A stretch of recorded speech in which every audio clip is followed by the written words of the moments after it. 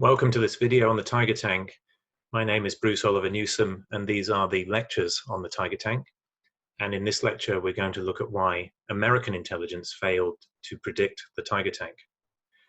Now, if we can make a comparison between the First World War and the Second, it would have seemed surprising from the First World War's perspective that the Americans would ever disengage from technical intelligence on tanks, because they come in 1917 with a very strong commitment to a tank corps of their own. They have the second mover advantage of having watched the war from afar as neutrals and working out what is working and what is not. And they have the vicarious experience through their French and British allies. They accept training from the French and British. They adopt the same force structures and force employment doctrines, and they take their pick of the best of the French and British tanks. So they immediately acquire the French FT light tank, which is the best in the light class, and they take the British Mark V heavy tank, which is the best in the so far deployed tanks in the heavy class. And these photographs show American crews with French FT tanks at the top and British Mark V heavy tanks at the bottom. Now, to relieve the burden on French and British supplies, the Americans are already designing their own tanks. In the immediate term and the medium term, they want to copy French and British tanks. So they're going to copy the French FT tank as the M1917, and they're also going to co-develop and co-produce the latest British heavy tank, which is the Mark VIII. But France is committed to assembling most of Allied requirements in France itself, and America and Britain are committed to supplying most of the components. And in honor of this international cooperation, the British name the type as the International, and the Americans name it as the Liberty, after the Liberty engine, which is going in their variant. Now, the plan is to get mass use of these tanks in May of 1919 for a decisive summer offensive. But the war ends in November of 1918, and a few weeks later, the first M1917 tanks arrive in France for US forces. And then months later, actually in 1919, the first of the Liberty tanks arrive, and then the production schedule is unhurried into 1920 for the Liberty tank. The point for this story is that by 1919, the Americans are in an advanced state with their tank force. So for one thing, it's the third largest in the world. It has the best designs shared with the French and British, the best designs in the light and heavy classes. It's engaged in international acquisitions, and it's liaising internationally with the French and British armies. It's highly embedded and experienced. But this is going to get thrown away in 1920 because the tank corps is abolished. So the international cooperation ends and the requirement for heavy tanks ends. The responsibilities for tanks are handed to the cavalry arm and the infantry arm. The cavalry require just small light tanks, fast tanks for scouting, and the infantry need direct fire support, essentially machine gun carriers, and they're going to take very close variants of the cavalry tanks for that purpose. Very few tanks of any type are acquired by the US Army between the world wars, and there is little interest in foreign types as a result.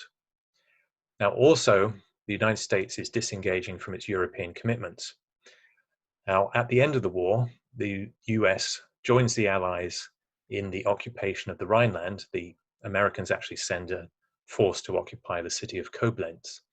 And in the same year, the Americans join the Allied interventions against the Soviets in Russia. So American forces land in the port city of Archangel in the northwest corner and in Vladivostok in the southeastern corner. This is earlier in 1918, before the First World War has even ended. And in 1919, the US President Woodrow Wilson joins the peace conference at Versailles to settle the peace with Germany. In 1920, however, the United States Congress rejects his plan to put America into the League of Nations. And in that same year, US forces quit Russia. And in 1923, US forces quit the Rhineland, many years before any of the other allies quit. So America returns to its traditional foci on the Western Hemisphere, South America, the Northern America, and the Pacific Ocean, where there are plenty of American territories stretching all the way to Asia. And naturally, then its intelligence focus is Japan, which is building an empire in Asia. Now, as far as technical intelligence goes, the Americans are not that interested in weapons outside of Japan. However, there is a popular cultural interest in these fantasy hybridizations of enormous battleships with tank technologies that could maybe cross the oceans and threaten Americans in their homeland. And these technologies are fantastical, but they occupy a lot of anxieties because of its natural anxiety for a policy of isolationism, that a foreign government could acquire the correct weapon to threaten you while you're feeling secure. And also these fantasies fulfill American hopes about how America could project its power abroad. You've got some examples here. So a front cover of an American magazine from 1924, you've got a sort of submarine battleship which dives under the water and then emerges to crawl onto American soil. And then in 1934, you've got a similar project. This is an aircraft carrier, battleship, tank, all rolled into one. So these fantasies are going on for a long period of the interwar years. Now, back in the Pacific, the US keeps its focus on Japan. It really should have been stimulated to take more of an interest in what is going on in Europe too, because in 1936, Japan essentially forms a defensive alliance against the Soviet Union with Nazi Germany. And in 1937, fascist Italy joins that same defensive alliance. And in 1940, the same countries, they form a new defensive alliance which is aimed against the United States. So let's look at the structure of American intelligence at this time. Well, like most Western countries, the dominance here is on foreign intelligence. So they're primarily diplomatic intelligence, and the dominant department of government is the foreign ministry, in the American case, the Department of State. And there's also an emphasis on signals intelligence as the primary form of collection, so intercepting and decrypting foreign signals, particularly diplomatic signals.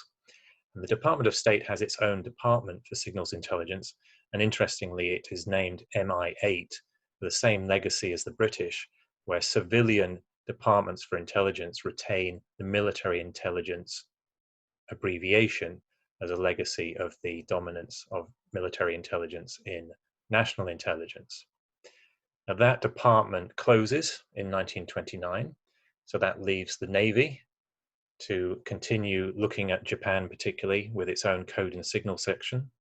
And the Army, or actually the War Department, it has its own signal intelligence service too, which is similarly focused on Japan. Now, so far as military intelligence goes, and this is what we mean in the terminology of the time, this is what we mean as essentially army intelligence, and more specifically field or operational intelligence. This is the intelligence that's supposed to be of use to the units and formations in winning their battles and their operations on the ground. Now, the US Army has no branch for military intelligence, except in the form of a military intelligence division of the General Staff, the very highest level of the General Staff inside the War Department, which is abbreviated at this time already as G2.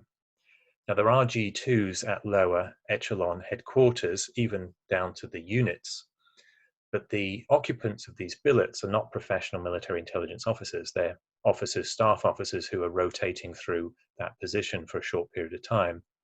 And we have a quote coming up which describes the sort of people who get placed in those billets as misfits. To continue watching the whole video, go to patreon.com/Bruce Oliver Newsome.